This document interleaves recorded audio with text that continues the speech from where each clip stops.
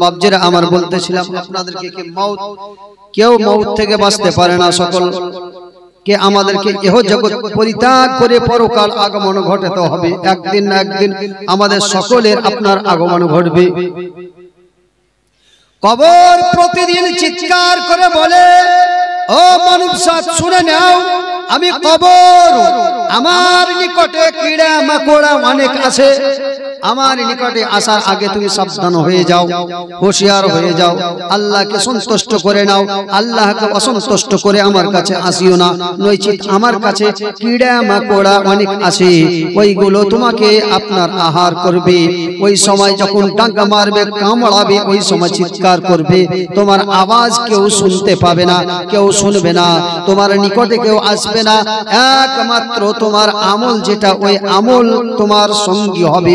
ওই জায়গায় এসে আল্লাহ পাকের আযাবের ফেরেশতাকে বলবে, আমি নামাজ, আমার তোমার এই আল্লাহ পাকের বান্দা, আমি নামাজ আমাকে হেফাজত সহিত পড়েছিল, সুতরাং আমি নামাজ এই দিক দিয়ে আযাব দিতে দেব না।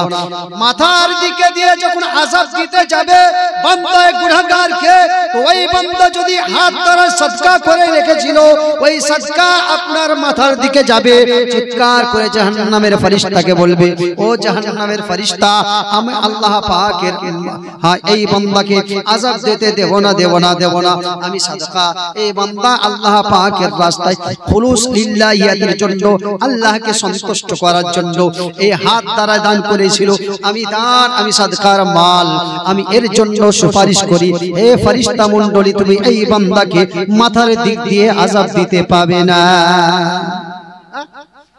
পার দিকে যাবে, নামাজ বলবে, তুমি আযাব দিতে পারবে না। মাথার দিকে যখন যাবে আযাবের ফেরেশতা, তখন দান সদকা ওইগুলো বলবে, তোমাকে আযাব দিতে দেব না। আপনার ডান দিকে যাবে, তখন আপনার নফলি ইবাদত আল্লাহ পাকের ও ফেরেশতাকে চিৎকার করে বলবে, এ বান্দাকে আযাব দেওয়া হবে না। আপনার নিচন দিক দিয়ে যখন আযাব দিতে যাবে, ওই সময় আর অন্যান্য নেক আমলগুলো আপনার জাহান্নামের ফেরেশতাকে বলবে, আযাব দেওয়া হবে না, এই দিক দিয়ে আযাব দিতে দেওয়া হবে না। কোন দিক দিয়ে আপনার আযাব দেওয়ার জন্য আল্লাহ পাকের ফেরেশতা যখন চেষ্টা করবে, কোন দিক দিয়ে তাকে আযাব দেওয়া হবে না, পার দিক দিয়ে আযাব দেওয়া হবে না, মাথার দিক দিয়ে আপনার আযাব দিতে দেওয়া হবে না, আপনার ডান দিক দিয়ে আযাব দিতে দেওয়া হবে না, নিচের দিক দিয়ে আযাব দিতে দেওয়া হবে না, কোন দিক দিয়ে যখন আযাব দিতে দেওয়া হবে না, নৈরাশ হয়ে ওখান থেকে আপনার জাহান্নামের ফেরেশতা যখন ঘুরে যাবে, জাহান্নামের ফেরেশতা যখন ঘুরে গেল, আল্লাহ পাকের ফেরেশতা মুনকার নাকির সওয়াল জবাব যখন সঠিক দিয়ে দিল, ওই সময় গায়েবী একটা সাদা আসবে, আল্লাহ পাকের গায়েবী সাদা, আল্লাহ বলবেন, আমার বান্দা, এই বান্দা এই রকম ভাবে উত্তর দেবে, আমি আল্লাহ জানতাম, আমার বান্দার কবরকে তুমি জান্নাতের বাগিচা বানিয়ে দাও, জান্নাতের বাগিচা বানিয়ে দাও। কাকে বলবে? জান্নাতের ফেরেশতা।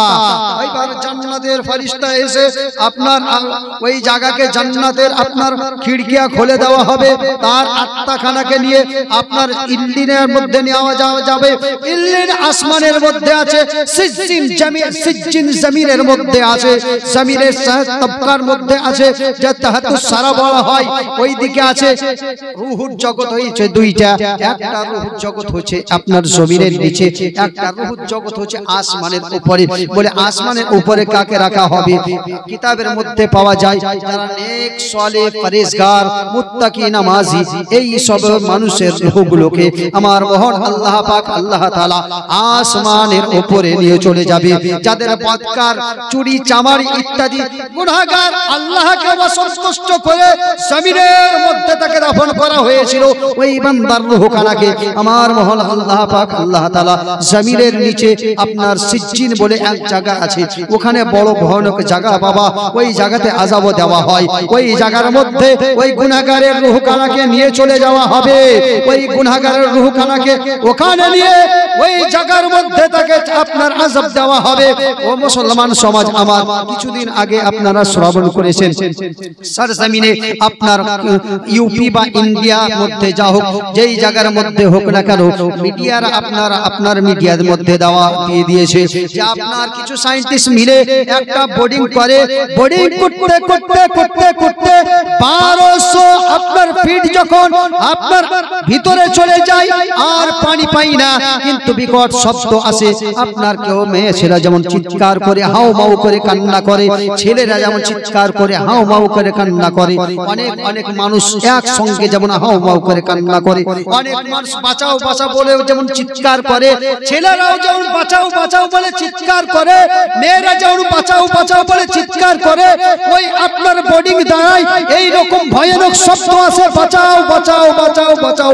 এই চিৎকার শুনে আপনার ওই আপনার সায়েন্টিস্টেরা একযোগ হয়ে আপনার কিছু স্পিকার দিয়ে ভিতরে যখন পাঠিয়ে দেয় ওই আওয়াজটাকে ক্যাচ করার জন্য, আওয়াজগুলোকে রেকর্ড করার জন্য, বাস কিছু সেকেন্ড কিছু আপনার মুহূর্তের জন্য রেকর্ড করে যখন ওই আওয়াজকে তারা শুনতে লেগেছিল, ভয় ওই সায়েন্টিস্টরা ওই আপনার যে আওয়াজ রেকর্ডিং জন্য মেশিনটা পাঠিয়েছিল ওই মেশিনটাকে তাড়াতাড়ি উঠিয়ে ভয় আপনার ওই সায়েন্টিস্টরা ওটাকে আপনার বন্ধ করে ওখান থেকে তাড়াতাড়ি পালিয়ে যায়। তাহলে আল্লাহ পাকের নবী বলেছেন যে ইল্লিন আছে আপনার আসমানের উপরে আর সিজ্জিন আছে জমিনের নিচে। আল্লাহর নবী বলেছেন ওই জায়গায় ওই খারাপ রূহগুলোকে আযাব দেওয়া হয়, এখনো হিসাবে কিতাব হয়নি। তাহলে কিতাবের মধ্যে যেগুলো পাওয়া গেল ওইগুলো এখনকার সায়েন্টিস্টরা রেকর্ডের মাধ্যমে জানিয়ে দেয়। আল্লাহর কোরআন সত্য ছিল, আল্লাহর কোরআন সত্য আছে, আল্লাহর কোরআন সত্য থাকবে। নবী 1400 পূর্বে আপনার 1400 হিজরির আগে নবী আমার বলেছেন, শোনো আমি তোমাদের নবী বলছি, আলামে আরোহা দুইটা, একটা হচ্ছে আলামে আরোহা আসমানে, একটা হচ্ছে জমিনের নিচে, একটার নাম হচ্ছে সিজ্জিন, একটার নাম হচ্ছে ইল্লিন। যে যেরকম কর্ম করবে ওই রকম ওই কর্ম অনুযায়ী আমার আল্লাহ পাক আল্লাহ তাআলা ওই জায়গায় তাকে রাখিবে। হে মুসলমান, আমরা কিছুদিনকার জন্য এসেছি, যেমন কর্ম করব সেই রকম জায়গা পাবো।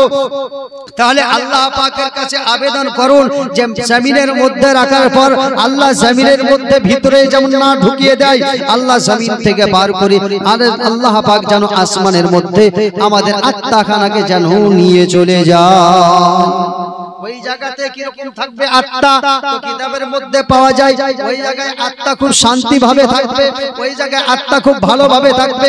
নবী পাক সাল্লাল্লাহু তাআলা আলাইহি ওয়াসাল্লাম কে জিজ্ঞাসা করেন, ইয়া রাসূলুল্লাহ ইয়া হাবিবাল্লাহ, একটা লোক আগে মারা গেছিল, তারপরে কিছুদিন পর আরেকটা লোক মারা গেল, ওই লোকটার সঙ্গে কি ওই লোকটার সাক্ষাৎ হবে? নবী পাক সাল্লাল্লাহু তাআলা আলাইহি ওয়াসাল্লাম বলেন, হ্যাঁ হ্যাঁ তার সঙ্গে সাক্ষাৎ হবে।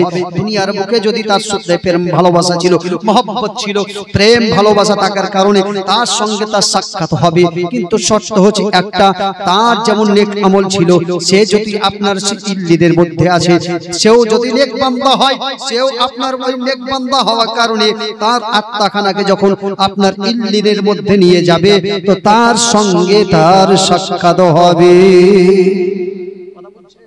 তার সঙ্গে তার সাক্ষাৎ হবে। আর যদি সাক্ষাৎ না হয় তাহলে আপনার কিতাবের মধ্যে পাওয়া যায় যখন সাক্ষাৎ হবে না, কেউ তারপরে গেল, তার আগে কেউ মারা গেছিল, যেমন ধরেন আব্দুল গাফফার 1 বছর আগে মারা গেল, তারপরে আব্দুল আপনার মালিক গেল, তারপরে আব্দুল খালিক গেল, তো তিনজনের মধ্যে দুজনের সাক্ষাৎ এক জায়গা হলো, একজনের কিন্তু যে মিডিলে মারা গেছিল ওই বান্দার সঙ্গে সাক্ষাৎ হলো না। আপনার ওই বান্দার সঙ্গে সাক্ষাৎ না হওয়ার কারণে জিজ্ঞাসা করেন আব্দুল জব্বার ভাই বলে ভালো, বলে আব্দুল খালিক তো তোমার মারার পরে পরে দুনিয়া পরিত্যাগ করেছিল, সে তোমার সঙ্গে কি সাক্ষাৎ হয়নি? বলে ভাই ও তো এখানে আসেনি। বলে যা তার আফসোস। বলে কেন? হয়তো সে বদ আমল করার কারণে আমার আল্লাহ পাক আলামে আরওয়াহের মধ্যে ইল্লিনে পাঠান নিবরণ সিজ্জিনে পাঠিয়ে দিয়েছে। কথা বুঝছেন? সিজ্জিনে পাঠিয়ে দিয়েছেন। কে বলছেন? কে বলছেন? আমার সিজ্জিনে পাঠিয়েছেন। কিতাবের মধ্যে পাওয়া যায়। রুহুর জগতের আলোচনা বাপজিরা আমার, রুহুর জগতের আলোচনা এমন আলোচনা বাপ আপনার যদি শুনতে থাকেন, আল্লাহ পাকের কসম করে বলি সমস্ত দুনিয়াদারি পরিত্যাগ করে দিবেন। কিন্তু বাপ শর্ত হচ্ছে নেক আমল করুন, ভালোভাবে চলুন, ইনশাআল্লাহ ওই জায়গাতে আপনি সে ভি আগে কौन गया जिब्रील आमी से पूछो मेराज का दूल्हा कौन बना जिब्रील आमी से पूछो। আপনারা বুঝতে পারেন না, যার জন্য সুবহানাল্লাহ আলহামদুলিল্লাহ বলেন না, আর মা বোনেরা তো বলবে মৌলবি কোন লাইন ধরে আছে কিছুই বুঝতে পারি না। জিবরিল ফেরেশতা যার সমতুল্য কোন মানব জাত হতে পারে না। এ ওয়াহাবাড়া বুঝতে পারছেন তো, দেওবন্দি ওয়াহাবি, এ ওয়াহাবাড়া দেওবন্দি ওয়াহাবি রাবজি কাদিয়ানি, একে জিজ্ঞাসা করেন নবী কি রকম, তো বলে আমাদের মতো। আর জিবরিলকে জিজ্ঞাসা করেন তো বলে নবী কি রকম, বলে নবী এরকম কি যেখানে গিয়ে আমি আর আগাতে পারি না, এক চুল আগিয়ে গেলে আমি জিবরিল নিজে চলে যাব, ওই জায়গা থেকে আমার নবীর মোকাম শুরু হয়ে যায়। তাহলে নবীর মোকাম কি রকম, তো জিবরিল বলছেন যে আমি ওনার মোকাম তোমাকে এতটুকু বলে দিলাম যে আমি জিবরিল যদি একটুকু আগিয়ে যাই তো আমার ডানা দুখানা নূরে জ্বলে রাখ হয়ে যাবে। এবার ওয়াহাবাড়াকে জিজ্ঞাসা করুন, দেওবন্দিকে জিজ্ঞাসা করুন, রাবসিকে জিজ্ঞাসা করুন, আচ্ছা জিবরিল কি তোমার মতো, আমি তো আল্লাহর নূরি ফেরেশতা, আমরা মাটি, কিন্তু জিবরিলকে জিজ্ঞাসা করুন তো জিবরিল বলছে আমার নবী স্বয়ং আল্লাহর নূরের। বলে কেমন করে, বলে লামাকা যাওয়ার জন্য কোন মায়ের লালের ভিতরে ক্ষমতা নাই। মুসা পয়গম্বরের ছিল না, ঈসা রুহুল্লাহ ছিল না, হযরত জাকারিয়া ছিল না, কোন নবী আর রাসূলের ছিল না। আমি জিবরিল যিনি আমাকে আল্লাহ ডাইরেক্ট ওহীর মাধ্যমে কিছু জানান, ওগুলো নবীর দরবারে নিয়ে যায়, কিন্তু আমি জিবরিল ওই সিদরাতুল মুনতাহার ওই জায়গা থেকে এক চুল বরাবর আগে যেতে পারি না। আর নবীকে ওখানে নিয়ে যাওয়ার পরে নবী বলছেন জিবরিল জমি থেকে এত দূর অবধি তুমি আমাকে নিয়ে চলে এলে, সিদরা থেকে এবার আমাকে একাই ছেড়ে দিছো, মানে ওদিকে তো আমি চিনি না। নবী কি বলেছিলেন, নবী কি বলেছিলেন, নবী বলেননি ওদিকে তো আমি চিনি না, নবী বলেননি। তাহলে নবী জানেন ওদিককার রাস্তা, জোরে সোরে বলা যাবে না। লামাকা থেকে জিবরিল থেমে গেল আর নবী আমার বেড়ে গেল, আগে চলে যাচ্ছেন। আল্লাহ পাক ডাকছেন ইয়া আব্দি উদউনি, হে আমার নবী, হে আমার বান্দা আপনি আরো নিকটে আসুন, আরো নিকটে আসুন। কিতাবে পাওয়া যায় নবীকে আল্লাহ এত নিকটে নিয়েছেন যে নবী আমার বলছেন আমার আল্লাহ দস্তে কুদরতি আমার এই শানে যখন রাখে তো আমি ঠান্ডা অনুভব করি। मूसा पैगम्बर झलक बर्दाश्त करते पारेनনি, আর নবী বলেন আল্লাহ দস্তে কুদরত যখন রাখেন তো আমি ঠান্ডা অনুভব করি। এ হচ্ছে আমার মোকাম, আর আল্লাহ পাকের নবীর মোকাম এই হচ্ছে।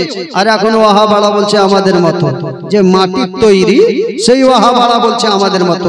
তাই জিবরিলকে জিজ্ঞাসা করছে কবি কব্য ছলে कि सिदरा से भी आगे कौन गया, जिब्रील आमी से पूछो मेराज का दूल्हा कौन बना, जिब्रील आमी से पूछो।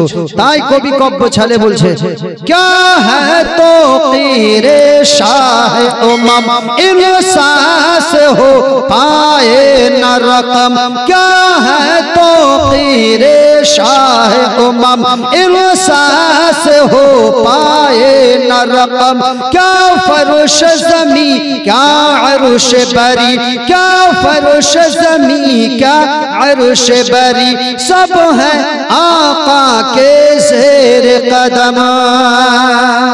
सुल्तान मदीना